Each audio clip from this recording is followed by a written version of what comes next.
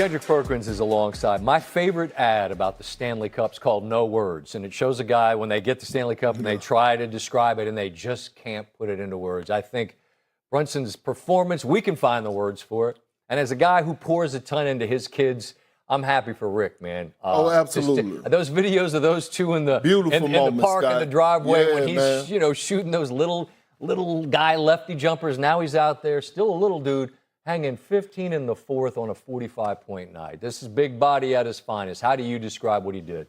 Well, tonight, first of all, kudos and shout out to the whole entire Knicks organization. Mike Brown, his teammates. But, Scott, do you realize we just witnessed individual greatness?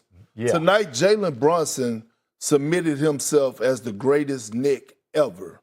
Tonight, Jalen Brunson submitted himself in the top 75 greatest players of all time list. When you talk about the story, when you talk about him being counted out, the scrutiny that he's been under for as being a small guard, it's been crazy. Listen, when they missed on Donovan Mitchell and they paid him, I thought, hand up here, I thought, well, they just had a bunch of money. They had to get somebody. And it seemed like a lot of money for a guy I thought, Perk, was a number two, which he was in Dallas. I didn't know he could be this. I didn't know. Well, I did, Scott, because he's been a winner his entire life. That's fair. He's one of the greatest winners we've ever seen. That's fair, too. I talked to Jay Wright after Game 4, and he told me, he said, Perk, you know what made me believe in Jalen Brunson to bring him to Villanova? I went down to Chicago in the state championship game, and I watched the arena of 4,000 people, and all of them was against him. And he hanged a 50-piece plus wing dinner on them. Delivered all flats and delivered a championship. And then he won at a high level and won a championship at Villanova. On top of that, was disrespected in the NBA draft during that time. He was drafted in the second round, which, by the way, he joined the company of Jokic, Dennis Smith, and also Willis Reed for second-round players to win finals MVP. And here's the icing on the cake, Scott. He joined the elite company tonight. Steph Curry, Isaiah Thomas, players under 6'2" to lead their team to an NBA championship and win finals MVP. And I've been preaching to the world when I gave him the nickname Big Body Brunson, and I was called everything but a child of God, that I said this man is different. He's special. And he showed throughout these playoffs and throughout about Game 1, 13 points in the fourth quarter on the road to secure the victory. Over and over. Over and over. After Game 3, remember, a lot of scrutiny. He's ball hogging. The analytics say that the Knicks are better without him, better offensively with him on the bench. Right. And for him to pass the ball. What did he do in Game 4? Was the ultimate floor general while leading the charge offensively, while carrying the team alongside OG Anunoby. And then what was the narrative after that game?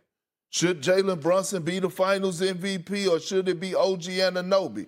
And then tonight, on the road, on a big stage, he go out and he have 45 points time Michael Jeffrey Jordan. 45. Listen, yeah. Jalen Brunson, now in New York, when you mention Joe Namath, when you mention Derek Jeter, you're going to mention Jalen Brunson. He's an all-time New York hero because he got them back for the first time since '73. They had to go through an awfully talented, very young San Antonio team. Victor Wembanyama, after coming up short. This is the biggest lesson of my life, the biggest learning moment. I can't tell exactly what the lesson is, but we're learning from that for sure. I'm learning more than any other time in my life before. Victor, you study the game. It took Michael 7 years. It took LeBron 9. It took Jerry West 12 years to be a champion. Not even the greatest ever. It's not immediate. How difficult is that to accept when you pour so much of yourself into this, that there is a process to get to where you want to go? It's painful, you know. It's painful. But I'm not running away from that. I'm using that to fuel me. I'm sure all these guys you named, they're not satisfied with being eliminated in earlier rounds or not making the playoffs. And I'm not satisfied with not winning.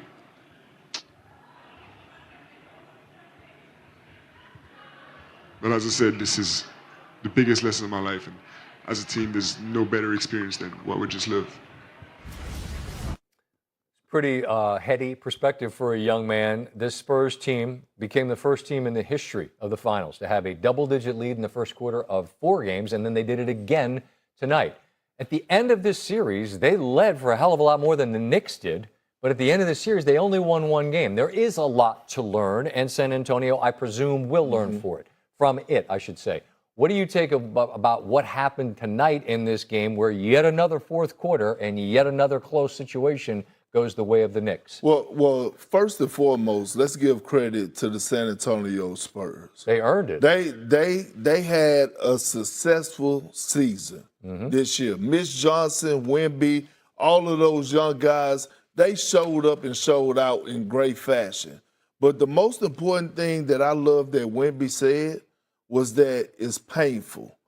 I'm going to take this pain into the offseason. Yeah, he said he wouldn't run from it. And I'm glad because the great Kevin Garnett told Rajon Rondo and myself as youngsters, he said, hey, listen, the same way you two run to the television to go watch Scott Van Pelt, to go watch Sports Center when y'all have a great game, keep that same energy when things are not going well for you, and you take that to go get better. When you look at this Spurs team, the sky's the limit. When you look at a Dylan Harper, who me and you both love.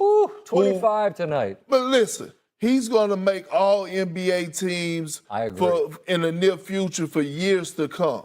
Stephon Castle is going to make all defensive teams and all-star teams for the years to come.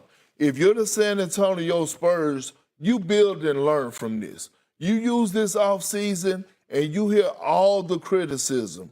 You listen to it. Don't run from it. Embrace it. And you go into the offseason and you say, you know what? We're going 8 different champions over the last 8 years. We know that Dylan Harper is going to be there. We know that Wemby is going to be there. We know that Stephon Castle is going to be there. Vassell. The Spurs can't stay the same with the entire roster. They have to go tweak some things, but make no mistake about it, they're going to be a force to be reckoned with over the years to come. They started this postseason without having played any playoff games. This is 23, including going through the reigning champs of OKC, beating them first game and the 7th game in OKC. They climbed a mountain. They celebrated that. They said they learned that they probably celebrated too much. Yeah. And they could very well have won this series. They were so close. And in the end, the pain is something that you heard Victor Wembanyama say will fuel them moving forward.